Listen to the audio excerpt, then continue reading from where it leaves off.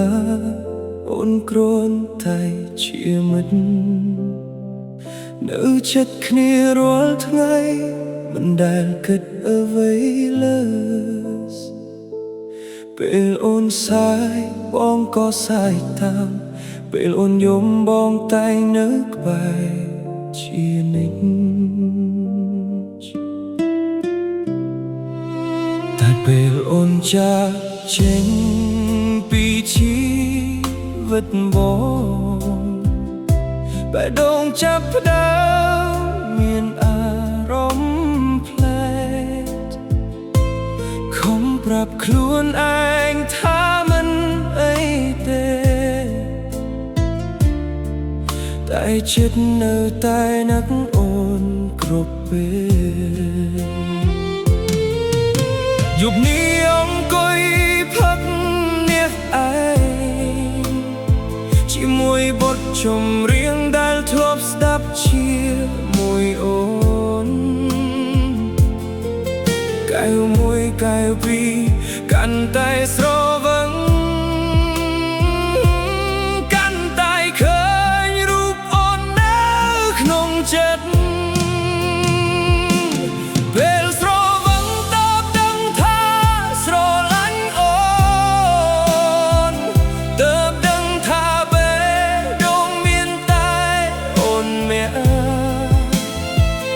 ពេលអូននៅក្បែរប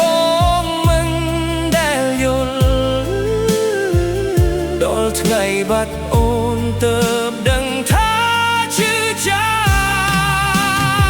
ប់ពេលស្រវឹងទើបហ៊ាននិយាយការពិតថាបងនឹកអូនស្ទើររាល់វិនាទីបើអាចធ្វើ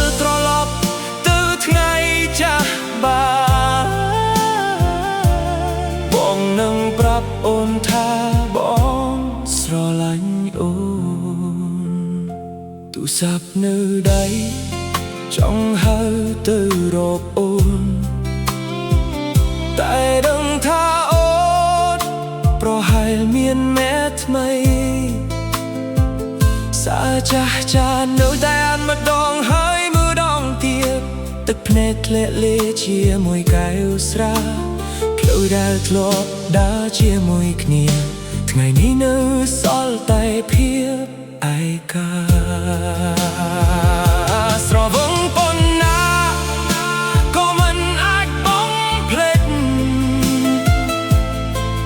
នោះដែលបេះដូងធ្លាប់ស្រឡាញ់បាស្ត្រាយនោមពីបក្នុងចិត្តទៅដល់អូ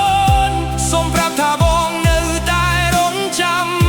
ទោះដឹងថាវាប្រហែលយឺតពេលដែលស្នេហ៍បងនៅតែមានតែអូនពេលស្រវឹងទើបដឹងថាស្រឡាញ់អូនទើបដឹងថាអូនមានតម្លៃប៉ុណ្ណា